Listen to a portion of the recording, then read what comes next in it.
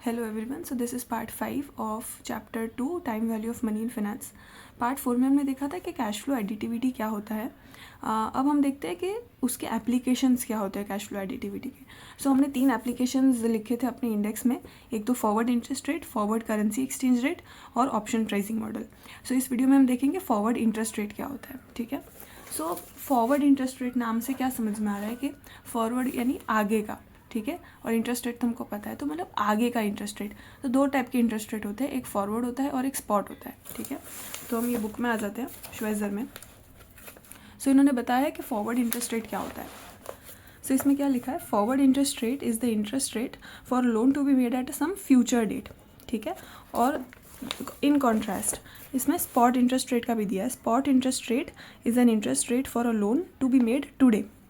तो मतलब क्या हुआ कि जो आपका फॉरवर्ड रेट है वो फ्यूचर के कोई लोन या फ्यूचर का कोई इन्वेस्टमेंट है उसका रेट ऑफ इंटरेस्ट है, और जो स्पॉट रेट है आपका वो आज करंट डेट पे अगर मुझे कोई लोन लेनी है या तो मुझे कोई इन्वेस्टमेंट करना है, जो भी है करंट डेट का इंटरेस्ट रेट है वो स्पॉट, उसको स्पॉट इंटरेस्ट रेट बोलेंगे। और जो फॉरवर्ड फ्यूचर डेट का है, फ्यूचर पीरियड का इंटरेस्ट रेट है, उसको बोलेंगे हम फॉरवर्ड इंटरेस्ट रेट। ठीक है, तो अभी ये कैसे काम करता है, इसको पहले हम नोटेशन सीख लेते हैं कि इसको आप लिखोगे कैसे। जैसे स्पॉट रेट है तो उसको अब तो आप नॉर्मल बोल दोगे कि ये आज का रेट है। तो सपोज आज टाइम पीरियड 1 है तो मैं बोल दूँगी कि स्पॉट ऑफ 1, तो S1 से हम उसको डिनोट करेंगे कि ये आज का रेट है। अभी जो फॉरवर्ड इंटरेस्ट रेट है उसको हम कैसे डिनोट करेंगे, सपोज़ मैं अभी 0 ईयर पे खड़ी हूँ और 1 साल बाद मुझे इन्वेस्टमेंट करनी है जो 1 साल की है। ठीक है, एक आज से लेके 1 साल बाद मुझे इन्वेस्टमेंट करनी है और वो इन्वेस्टमेंट 1 साल की होगी। ठीक है, तो मतलब क्या हुआ, तो मुझे जो इंटरेस्ट रेट पे मैं इन्वेस्ट करूँगी वो कब का इंटरेस्ट रेट होगा, आज से 1 साल बाद का इंटरेस्ट रेट होगा। जैसे आज हम 0 ईयर पे खड़े हैं, 1 साल बाद ये 1 ईयर है और ये 2 ईयर है। सो 1 साल बाद मुझे इन्वेस्टमेंट करनी है और वो इन्वेस्टमेंट कितने पीरियड के लिए होगी, 1 ईयर के लिए। तो यानी 2 ईयर्स सेकेंड ईयर पे मेरा ख़त्म होगा। ठीक है, तो मेरे को जो इस ये है मेरा इन्वेस्टमेंट टर्म, इसमें मैं ये पीरियड में मेरा इन्वेस्टमेंट होगा और जो इंटरेस्ट रेट होगा वो इसी पीरियड का इंटरेस्ट रेट होगा। तो आज तो मैं इधर खड़ी हूँ, तो ये पीरियड के रेफरेंस में ये वाले पीरियड का जो इंटरेस्ट रेट है उसको क्या बोलूँगी, फॉरवर्ड इंटरेस्ट रेट, क्योंकि आज के रेफरेंस में ये फ्यूचर का इंटरेस्ट रेट है, राइट। तो हम इसको बोलेंगे ये फॉरवर्ड इंटरेस्ट रेट है। सो अब ये कैसे डिनोट होता है, तो आज के दिन पे मैं इस रेट को कैसे डिनोट, इधर जो भी सपोज आर रेट है, जो भी XYZ रेट है, उसको मैं आज खड़ी हूँ इधर, तो मैं कैसे डिनोट करूँगी, तो हम फॉरवर्ड इंटरेस्ट रेट को ऐसे डिनोट करते हैं F। ठीक है, 1 ईयर बाद मैं लोन लूँगी, इन्वेस्टमेंट 1 ईयर बाद मैं इन्वेस्टमेंट करूँगी, तो 1Y 1 ईयर, और कितने टाइम के लिए मैं इन्वेस्ट कर रही हूँ, 1 ईयर के लिए इन्वेस्ट कर रही हूँ, तो वापस 1Y। ठीक है, यानी फर्स्ट नोटेशन कितने साल के बाद मैं इन्वेस्ट करूँगी और दूसरा नोटेशन कितने साल के लिए मैं इन्वेस्ट करूँगी। सो अगर सिमिलरली इधर होता कि मैं 0 टाइम पे खड़ी हूँ, 1 2 3, मतलब मैं 2 साल बाद इन्वेस्टमेंट शुरू करूँगी और वो इन्वेस्टमेंट होगा 1 साल के लिए। ठीक है, तो ये है मेरा इन्वेस्टमेंट पीरियड। तो मैं ये जो रेट है इधर, ये वाले पीरियड का जो रेट है उसको मैं आज कैसे डिनोट करूँगी, तो F 2 ईयर्स बाद में करूँगी, तो 2Y, और कितने टाइम के लिए, 1 ईयर के लिए, तो 1Y। ठीक है, सिमिलरली अगर इसमें है कि मैं 1 ईयर बाद करूँगी इन्वेस्टमेंट, बट वो इन्वेस्टमेंट 2 ईयर्स के लिए होगा, तो ये पूरा इन्वेस्टमेंट पीरियड हो जाता है मेरा। तो इस पीरियड का जो रेट है उसको मैं कैसे डिनोट करूँगी, फ्यूचर 1 ईयर, 1 साल के बाद 2 ईयर्स के लिए मैं इन्वेस्ट कर रही हूँ। ठीक है, या तो लोन ले रही हूँ, तो हम इसको ऐसे डिनोट करेंगे कि कितने साल बाद इन्वेस्ट कर रहे हो या तो लोन ले रहे हो, और कितने साल के लिए इन्वेस्ट कर रहे हो या तो लोन ले रहे हो। तो वो जो पीरियड का रेट है, जो जिस पीरियड के लिए इन्वेस्ट कर रहे हो या लोन ले रहे हो, उस पीरियड का जो रेट है उसको हम बोलेंगे फॉरवर्ड रेट। सो अब हम देखते हैं कि फॉरवर्ड रेट निकलते कैसे, और इसमें फॉरवर्ड रेट निकालने के लिए कैश फ्लो एडिटिविटी कहाँ काम आती है। ठीक है, सो कैश फ्लो एडिटिविटी का रिकैप, उस प्रिंसिपल का क्या कहना है कि सेम पीरियड ऑफ टाइम पे जो भी कैश फ्लोज है आप उनको ऐड भी कर सकते हो, सब्ट्रैक्ट कर सकते हो, कंपेयर कर सकते हो। ठीक है, कुछ भी कर सकते हो। अगर सेम पीरियड वो cash flows same time period के होंगे तभी आप उनको कंपेयर कर पाओगे। वही कैश फ्लो एडिटिविटी का अगर आप दो चीज़ को कंपेयर कर रहे हो तभी आप उनको प्लस या माइनस कर सकते हो, ठीक है। तो बेसिकली वही है कि कैश फ्लो एडिटिविटी मतलब सेम टाइम पीरियड पे जो जो कैश फ्लोज है आप उन्हीं को कंपेयर कर सकते हो, राइट। और अगर वो सेम टाइम पे नहीं है कैश फ्लोज तो आप उनको डिस्काउंट करके लाओ प्रेजेंट वैल्यू पे। सपोज 5th ईयर पे कोई कैश फ्लो है और मुझे उसको कंपेयर करना है 0 ईयर के कैश फ्लो से, तो मुझे 5th ईयर वाले को डिस्काउंट करना पड़ेगा, 0 ईयर पे उसकी वैल्यू लानी पड़ेगी, फिर मैं दोनों को कंपेयर कर सकती हूँ। उल्टा भी कर सकते हो कि अगर ऐसा नहीं है कि प्रेजेंट वैल्यू के कॉन्टेक्स्ट में ही कैश फ्लो एडिटिविटी होती है, फ्यूचर वैल्यू के कॉन्टेक्स्ट में भी हो सकती है, कोई भी टाइम पीरियड हो सकता है। सपोज 1st ईयर का कैश फ्लो है और मुझे उसको कंपेयर करना है 5th ईयर के कैश फ्लो से, तो फिर या तो मैं 5th को डिस्काउंट करके ले आऊँ 1st ईयर पे, या तो मैं 1st ईयर वाले कैश फ्लो को कंपाउंड कर दूँ 5th ईयर तक, ठीक है। तो भी दोनों वैल्यू क्या हो जाएगी, एज ऑन 5th ईयर हो जाएगी। अगर मैं 5th वाले को डिस्काउंट करती हूँ तो दोनों value as on 1st year हो जाएगी। तो आप कुछ भी करो, या तो फ्यूचर कंपाउंडिंग करके फ्यूचर वैल्यू कंपेयर करो, या तो डिस्काउंटिंग करके प्रेजेंट वैल्यू कंपेयर करो, बट दोनों का टाइम पीरियड सेम होना चाहिए। वो कैश फ्लोज अकर एक ही टाइम पे होने चाहिए। वो दोनों कैश फ्लोज का जो एग्जिस्ट सेम टाइम पीरियड पे वो कैश फ्लोज ला के रख दो, उसके बाद आप उसको कंपेयर कर सकते हो। वो है कैश फ्लो एडिटिविटी का प्रिंसिपल, ठीक है। तो अब हम इसमें देखते हैं कि इसमें कैसे अप्लाई होगा। सो इसमें एक एग्जाम्पल है मॉड्यूल में। इस एग्जाम्पल में क्या लिखा है कि एक इन्वेस्टर है, उसको 100 पाउंड्स इन्वेस्ट करने हैं 2 साल के लिए, ठीक है। उसका इन्वेस्टमेंट होराइजन है 2 ईयर्स का इन्वेस्टमेंट होराइजन है। अब उसके पास 2 ऑप्शन है इसके लिए। एक उसको बॉन्ड्स में इन्वेस्ट करना है, ठीक है। तो अभी उसके पास 2 बॉन्ड के ऑप्शन है। एक तो है 1 ईयर का बॉन्ड जिसका रेट ऑफ रिटर्न है इंटरेस्ट रेट है 2.5%, और एक है 2 ईयर बॉन्ड जिसका इंटरेस्ट रेट है 3.5%, ठीक है। तो अभी इसके पास 2 ऑप्शन है, ये दोनों चीज़ कर सकता है। इसका इन्वेस्टमेंट होराइजन टोटल कितना है, 2 ईयर्स का है, ठीक है। और इसको इन्वेस्ट कितना करना है, 100, वो फिक्स्ड है। तो अब इसके पास फर्स्ट ऑप्शन क्या है कि इसको 2 ईयर्स के लिए इन्वेस्ट करना था, और इसके पास 2 ईयर का बॉन्ड भी है जिसका रेट ऑफ इंटरेस्ट 3.5% है। तो सिंपल है कि आप 100 रुपये ये वाले बॉन्ड में डालो और 2 साल बाद आपको इतना इंटरेस्ट मिल जाएगा, मतलब इतने से कंपाउंड हो जाएगी आपकी वैल्यू। तो आपका वैल्यू क्या आएगा, आपने 100 रुपये डाला और आपका कंपाउंडिंग किया मैंने 100 को 3.5% से 2 साल के लिए, तो मेरी वैल्यू कितनी आई, 1.712। सो ये नॉर्मल आप मैन्युअली भी कर सकते हो। ये वही फार्मूला है कि future value equals to present value into 1 + r⁻² time period. ये कंपाउंड इंटरेस्ट वाली ही फार्मूला है, ठीक है। तो अगर आपको इस पर कैलसी पे करना है तो आप कैसे कर सकते हो कि 100 है वो आपने प्रेजेंट वैल्यू में डाला क्योंकि आप इन्वेस्ट कर रहे हो, ठीक है। PMT 0 है क्योंकि वो डिस्काउंट बॉन्ड है, इसीलिए आपका जो इंटरेस्ट रेट है वो 3.5% है और नंबर ऑफ़ पीरियड्स है 2। तो आपको कंप्यूट करना है फेयर आपका फ्यूचर वैल्यू, तो कितना है 107.122। इनका भी वही आया, ठीक है।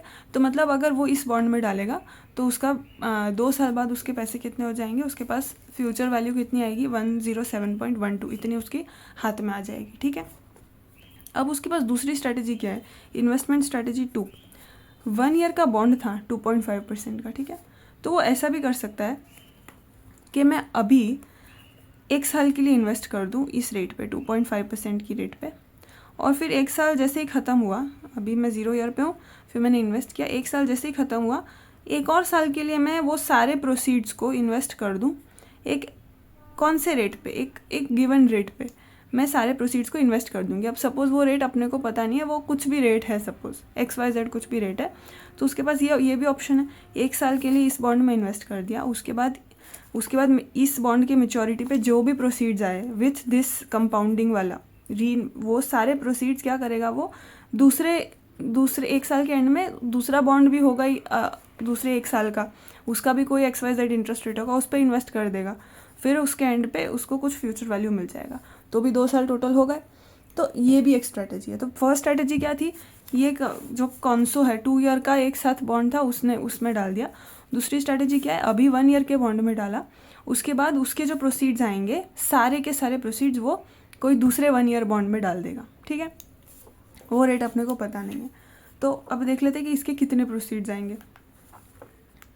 तो ये 100 माइनस आइए आपका PV में चला गया, PMT 0 है, 2.5% आपका इंटरेस्ट रेट है, 1 है आपका n कंप्यूट एफ ई, ठीक है। तो 102.5 नॉर्मल आप 100 + 2.5 भी कर सकते थे। तो आपका ये जो फ्यूचर वैल्यू आया, यानी एक साल बाद उसके पास 102.5 रुपये होंगे, 102.5 पाउंड होंगे, और ये पूरा जो 102.5 पाउंड है वो दूसरे 1 ईयर बॉन्ड में इन्वेस्ट कर देगा एक और साल के लिए, ठीक है। तो अब हमको क्या देखना है कि ये होगा कुछ रेट, अपने को पता नहीं है। तो अब हम एज रैशनल इन्वेस्टर्स हम क्या सोचेंगे कि अभी मैं ये स्ट्रेटजी करूँ कि मैं ये स्ट्रेटजी करूँ, ठीक है। तो हम वही स्ट्रेटजी, अब प्रेजेंट वैल्यू तो सेम ही है दोनों में, तो ऐसा तो है नहीं कि मैं पीवी निकाल के देख लूँ जिसका सबसे कम पीवी आ रहा है। प्रेजेंट फिक्स, मुझे जो जितना इन्वेस्ट करना है वो तो मेरा फिक्स्ड ही है, ठीक है। हम लोग क्या देखेंगे कि फ्यूचर में जो फ्यूचर वैल्यू है वो मुझे कौन से इन्वेस्टमेंट में सबसे ज़्यादा फ्यूचर वैल्यू मिल रही है, ठीक है, मैं वो देखूंगी। क्योंकि प्रेजेंट वैल्यू तो दोनों स्ट्रेटजी में सेम ही है, मेरे को तो 100 ही डालना है। तो आप वो डिस्काउंटिंग करके देखना चाहोगे कि किसका प्रेजेंट वैल्यू सबसे कम आ रहा है, वो तो हो ही नहीं सकता, क्योंकि मैं तो सेम ही डाल रही हूँ दोनों में। तो अब मैं क्या देखूंगी कि चलो मैं इन्वेस्टमेंट अमाउंट में, मेरी दोनों स्ट्रेटजी में investment first initial amount same है, मेरा जो इन्वेस्टमेंट होराइजन है वो भी दोनों स्ट्रेटजी में सेम है। तो दोनों का फ्यूचर वैल्यू, फिर मैं क्या देखूंगी, दोनों स्ट्रेटजी में से जिसकी भी फ्यूचर वैल्यू सबसे ज़्यादा है मैं उसको प्रेफर करूँगी, ठीक है। तो अब हम देख लेते हैं, अभी हमने इसका क्या निकाला, 107.12 का फ्यूचर वैल्यू निकाला। तो अब मुझे इसकी भी फ्यूचर वैल्यू निकालूंगी कि इसकी फ्यूचर वैल्यू कितनी है। इन दोनों में से जो भी ज़्यादा होगा मैं वो कर दूंगी, ठीक है। एज्यूम कर लेते हैं कि जो इसका फॉरवर्ड रेट है, ठीक है, फॉरवर्ड रेट यानी इसमें कैसा होगा, F1Y1Y, ठीक है। एक साल बाद इन्वेस्ट करूँगी मैं, एक साल के लिए। तो इसका जो ये वाला पीरियड का रिटर्न है वो है सपोज 5%, ठीक है, ऐसा एज्यूम कर लेते हैं। तो अब ये बंदे का 2 साल बाद इसके हाथ में कितना पैसा होगा, इसका फ्यूचर वैल्यू कितना होगा वो निकाल लेते हैं, ठीक है। सो एक साल बाद तो इसके पास कितने प्रोसीड्स थे, 102.5 प्रोसीड थे, ठीक है। अब ये पूरा 102.5 है, वो एक और साल के लिए 5% पर कंपाउंड होगा, ठीक है। तो हम क्या कर देंगे, 102.5 + 5%, तो कितना आया इसके पास फ्यूचर वैल्यू, 107.63, ये इसका फ्यूचर वैल्यू है, ठीक है। और इसमें क्या था फ्यूचर वैल्यू, 107.12, तो ज़्यादा किसमें है, इसमें है, स्ट्रेटजी 2 में ज़्यादा फ्यूचर वैल्यू है। तो अब कोई समझदार इन्वेस्टर है वो क्या करेगा, वो बोलेगा कि मार्केट में इतना रेट ऑफ 2 साल का इंटरेस्ट रेट इतना तो चल ही रहा है, 3.5%, जिसके हिसाब से मेरी फ्यूचर वैल्यू 107.12 आ रही है। अब ये चीज़ करके, ये दिमाग लगा के कि मैं 1 ईयर के लिए पहले इसमें इन्वेस्ट कर दूँ, फिर नेक्स्ट ईयर का इंटरेस्ट रेट तो 5% है, फिर वो इसमें से निकाल के इसमें इन्वेस्ट कर दूँ, ये जो स्ट्रेटजी बनाया वो स्ट्रेटजी बना के मुझे कितना मिल रहा है, 107.63 ज़्यादा मिल रहा है। तो वो क्या सोचेगा, अब हम इसमें पॉसिबिलिटी क्या है कि मार्केट से पैसे उठाओ, मार्केट में तो इतना इंटरेस्ट रेट चल रहा है, तो जो मार्केट पार्टिसिपेंट्स है उनसे पैसे उठा लो, और उनको तो इतना इंटरेस्ट रेट देना है अपने को, उनसे उठा लो, उनको इतना कमा के दे दो 107.12, क्योंकि वही उनका रिक्वायरमेंट है। मार्केट में तो इतना इंटरेस्ट रेट चल रहा है, मतलब मार्केट में जो पैसे देने वाले बैठे हैं वो तो इतने इंटरेस्ट रेट पे सेटिस्फाइड है।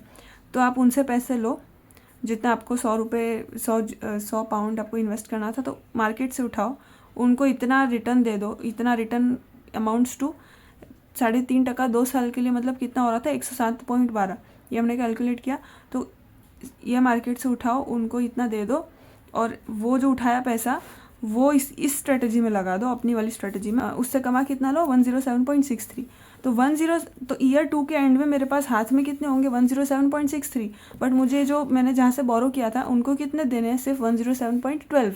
तो मेरे पास कितना प्रॉफिट बच गया, मुफ्त का प्रॉफिट बच गया। तो 107.625 माइनस 107.12, तो मेरे पास 0.51, तो 0.5 GBP मेरे पास फ्री का पैसा आ गया। मतलब ना मैंने मेरा खुद का कैपिटल लगाया, और फिर भी मैंने 0.5 पाउंड्स मैंने अर्न कर लिए। तो इसको क्या बोलते हैं, ये पूरी प्रोसेस जो करी मैंने 0.5 वाली अर्न करने के लिए, उसको क्या बोलते हैं, आर्बिट्राज। आर्बिट्राज मतलब ये क्या होता है कि आप अपना कोई कैपिटल नहीं लगा रहे हो, पर जो प्राइसिंग डिफरेंसेस है, प्राइसिंग डिफरेंस बोल रहा है तो इंटरेस्ट डिफरेंस, जो डिफरेंसेस है रेट्स में, प्राइजेस में, उनको आप एक्सप्लॉइट करके प्रॉफिट निकाल रहे हो, बोरोड मनी के ऊपर, तो उसको क्या बोलते हैं, आर्बिट्राज बोलते हैं। मतलब आप कैपिटल भी आपका खुद का नहीं है, ठीक है, और आप प्रॉफिट निकाल रहे हो और वो प्रॉफिट रिस्क फ्री है, उसको बोलते हैं आर्बिट्राज, कि वो प्रॉफिट उसमें कोई रिस्क ही नहीं है। अब इसमें क्या रिस्क है, ये 5% का रेट है, वो फिक्स्ड है पहले से, बैंक ने बोल रखा है कि 1 साल बाद वाला जो बॉन्ड होगा 1 साल का, उसमें हम 5% देंगे, सपोज जो भी बैंक या कंपनी उसने बोल रखा है, तो वो आज ही फ्रीज हो जाता है। ये रेट तो चल ही रहा है स्पॉट का, और ये जो 5% का है वो आज ही फ्रीज हो जाता है, 0 ईयर पे ही फ्रीज होता है वो रेट। तो इसमें तो कोई रिस्क है ही नहीं, आपको 1-2 साल बाद इतनी वैल्यू तो मिलने ही वाली है, ठीक है। और इसमें भी कोई रिस्क नहीं है, ये 2 ईयर का बॉन्ड का रेट भी है आज के दिन, ये स्पॉट रेट, 2 साल का ये स्पॉट रेट है 3.5, वो भी आज के दिन फिक्स्ड है। ना ये वाले लेग में रिस्क है, ना ये वाले लेग में रिस्क है, तो रिस्क कोई है नहीं, और आपका कैपिटल भी नहीं है, तो आपने क्या किया उसमें, और आपको प्रॉफिट हो गया। तो riskless profit without inputting your own capital, उसको क्या बोलते हैं, आर्बिट्राज बोलते हैं, ठीक है। तो ये तो आर्बिट्राज हो गया। अभी एक प्रिंसिपल क्या है मार्केट में, नो आर्बिट्राज प्रिंसिपल, जैसे इसमें भी लिखा है बुक में कि नो आर्बिट्राज प्रिंसिपल है, मतलब आप रिस्कलेस प्रॉफिट नहीं कर सकते हो मार्केट में, ठीक है। तो क्यों नहीं कर सकते, क्योंकि मार्केट की प्राइजेस और रेट्स अपने आप इस तरीके से अलाइन हो जाएंगे ताकि कोई भी उसमें से आर्बिट्राज प्रॉफिट कर ही ना सके, ठीक है। तो ये प्रिंसिपल अभी हमको मेंटेन करना है, नहीं तो ये आर्बिट्राज प्रॉफिट की पॉसिबिलिटी हो जाएगी। तो नो आर्बिट्राज को सेटिस्फाई करने के लिए हम क्या करेंगे, तो हम एक सिंपल सा इक्वेशन बना देते हैं कि ये जो 107.12 है ये, और मेरा जो ये वाला फ्यूचर वैल्यू, मतलब यानी स्ट्रेटजी 1 से जो मेरे पास फ्यूचर वैल्यू आ रहा है और स्ट्रेटजी 2 से मेरे पास जो फ्यूचर वैल्यू आ रहा है, वो दोनों इक्वल अगर हो जाए, अगर ये स्ट्रेटजी से भी 107.12 ही आए, तो क्या मैं आर्बिट्राज कर सकती हूँ, नहीं कर सकती। अगर मैं करना भी चाहूँगी तो भी क्या, मैं मार्केट से 100 पाउंड उठाया, उसको मैंने ये स्ट्रेटजी में डाला, मेरी स्ट्रेटजी में मैंने अर्न कितना किया, 107.12, ये स्ट्रेटजी का भी फ्यूचर वैल्यू 107.12 आ गया, तो मैंने उतना ही अर्न किया, और मुझे देना भी कितना है सामने, 107.12, तो कोई प्रॉफिट तो हुआ ही नहीं उसमें, तो फालतू में कोई मेहनत करेगा नहीं, तो उसको क्या बोलेंगे कि उसमें नो आर्बिट्राज है, उसमें आर्बिट्राज नहीं कर सकते। मार्केट के रेट्स इस तरीके से अलाइंड है कि वो आर्बिट्राज की पॉसिबिलिटी ही नहीं है मार्केट में, ठीक है। तो वो चीज़ करने के लिए क्या हो जाएगा, हमको इन दोनों की फेयर वैल्यू को इक्वल करना पड़ेगा, राइट। 107.12 कैसे आया था, हमने क्या किया था, PV इंटू 1 + R/T, तो हमारे पास कितना था, PV 100 इंटू 1 + R कितना था, 3.5% रेज़ टू 2, ये इसका आंसर क्या आएगा, 107.12 आएगा। ये किसके इक्वल होना चाहिए, ये वाले PV के इक्वल होना चाहिए। ये वाला PV कैसे लाए थे हम, तो आज का जो 100 रुपये है, पहले हमने उसको 1 + 2.5% रेज़ टू 1 किया, यानी 100 + 2.5% किया था, और ये पूरे को और हम कंपाउंड कर देंगे कितने, कोई XYZ रेट से, तो 1 +, और वो रेट क्या होगा, forward rate, 1F1Y1Y raise to 1 year के लिए। तो जो हमने इसमें 5% किया था, अब वो 5% गिवन नहीं है, यही 5% हमको ढूंढना है। तो क्योंकि 2.5% तो फिक्स्ड ही है, वो तो स्पॉट रेट है, स्पॉट रेट तो चेंज होगा नहीं, तो इतना फिक्स्ड है कि मुझे 1 साल की स्ट्रेटजी 2 में, मुझे 1 साल के लिए 2.5% पे ये वाले बॉन्ड पे इन्वेस्ट करना है। अब ये फॉरवर्ड रेट ऐसा कौन सा रेट हो ताकि जो ये पूरी प्रोसीड्स है वो इस पूरे प्रोसीड्स के इक्वल हो जाए, ठीक है। तो वो जो पहले हम 5% ले रहे थे इसके जगह, अब हमको यही 5% ढूंढना है कि ऐसा कौन सा रेट है जिससे वो आर्बिट्राज अवॉइड हो जाए, आर्बिट्राज की पॉसिबिलिटी ही ना रहे, ऐसा कौन सा रेट है जिससे ये दोनों इक्वल हो जाए, ठीक है। तो अगर आपके ये पूरे इक्वेशन में सिर्फ यही एक मिसिंग नंबर है तो आपको मिल जाएगा, ठीक है। तो इसको आप सॉल्व करोगे तो 102.5 आएगा इंटू 1 + F1Y1Y रेज़ टू 1, ठीक है। तो अब हम इसको इन्वर्स करते हैं, तो 1 + F1Y1Y equals to 107.12 divided by 102.5, ये इसके नीचे चला जाएगा डिवाइड में, रेज़ टू 1 है, मतलब सेम ही है वो, तो ये कितना हो जाएगा, और ये जो 1 है उसके बाद वो माइनस में इधर चला जाएगा, ठीक है, ये माइनस में गया। तो हम क्या करेंगे, 107.12 डिवाइडेड बाय 102.5 -1 इंटू 100, तो ये कितना रेट आया 4.507 यानी 51%।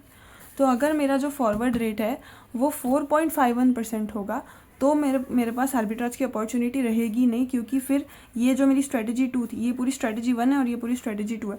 तो अगर ये 4.51 रेट हुआ, इधर 4.51 रेट आ गया, तो मेरी स्ट्रेटजी 2 है वो भी कितना फ्यूचर वैल्यू यील्ड करेगी 7.12, ये भी उतना ही फ्यूचर वैल्यू देगी। तो फिर इन्वेस्टर इनडिफरेंट हो गया, उसको कोई दोनों स्ट्रेटजी में से सेम मिल रहा है तो आर्बिट्राज की अपॉर्चुनिटी नहीं रही। ठीक है, तो ये क्या हुआ, ये नो आर्बिट्राज प्रिंसिपल सेटिस्फाई हुआ इसमें, कि इसमें आर्बिट्राज नो आर्बिट्राज, इसमें आप आर्बिट्राज नहीं कर सकते, ऐसा रेट है ये नो आर्बिट्राज रेट है कि ये रेट से ज़्यादा या कम कुछ हुआ तो आर्बिट्राज हो जाएगा, नहीं तो आप आर्बिट्राज नहीं कर सकते। राइट, तो ये प्रिंसिपल सेटिस्फाई करने के लिए कैश फ्लो एडिटिविटी का ही तो बेस लिया हमने।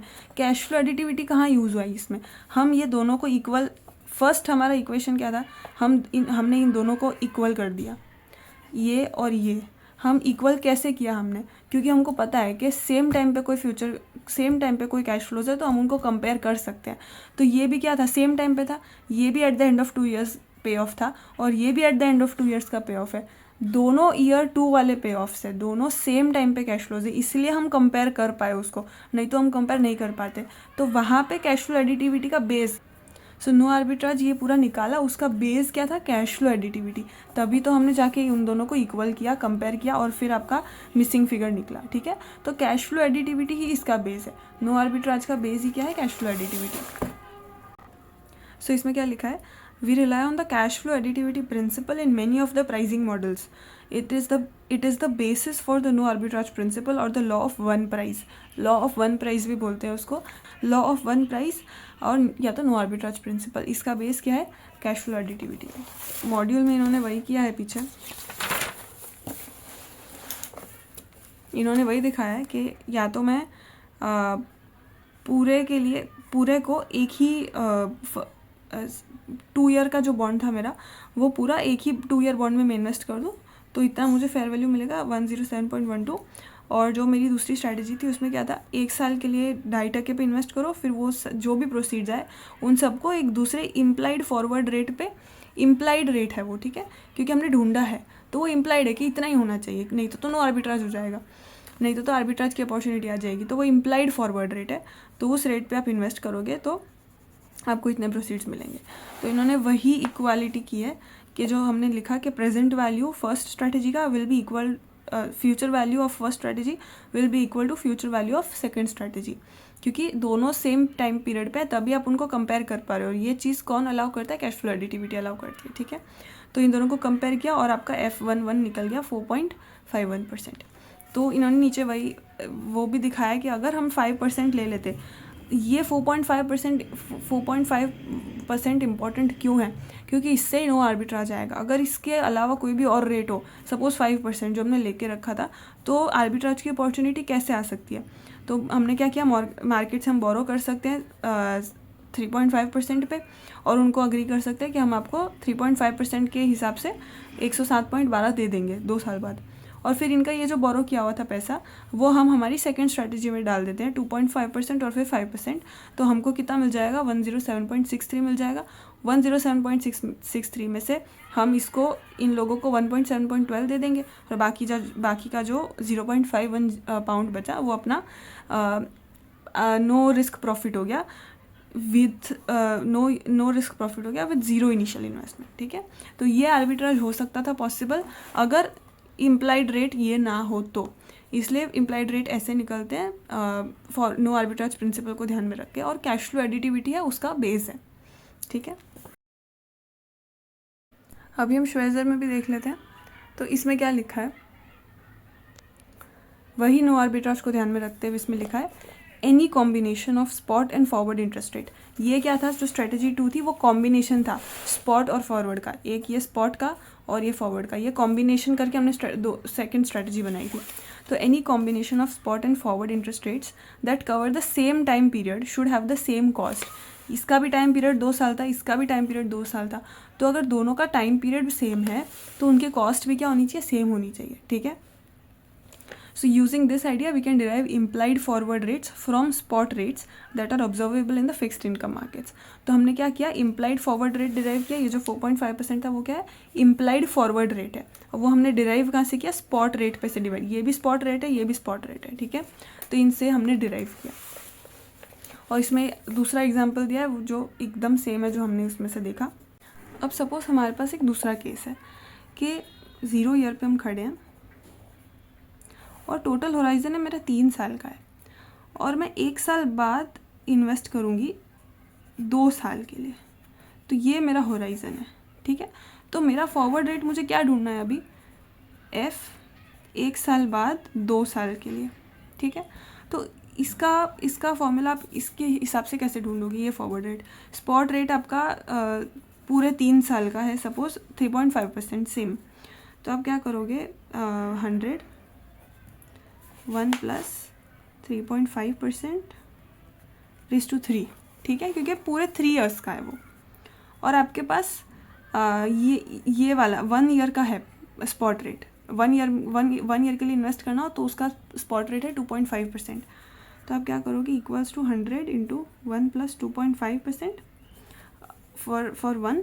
और ये जो सारे प्रोसीड्स आए, ये जो भी प्रोसीड आया 102.5 आएगा इसका आंसर, वो एज ऑन फर्स्ट ईयर है. अब ये पूरे प्रोसीड को मैं एक साथ 2 साल के लिए इन्वेस्ट कर दूंगी. कोई ऐसा बॉन्ड होगा तो वो बॉन्ड का रेट क्या होना चाहिए. तो ये पूरे प्रोसीड्स को मैं इन्वेस्ट कर दूंगी 1.f1/2y, ये रेट है रेज़ टू 2, ठीक है. तो अब मुझे ये ढूंढना है. तो अब इसको कैसे करोगे, तो हम ये पहले ये सॉल्व कर लेते हैं.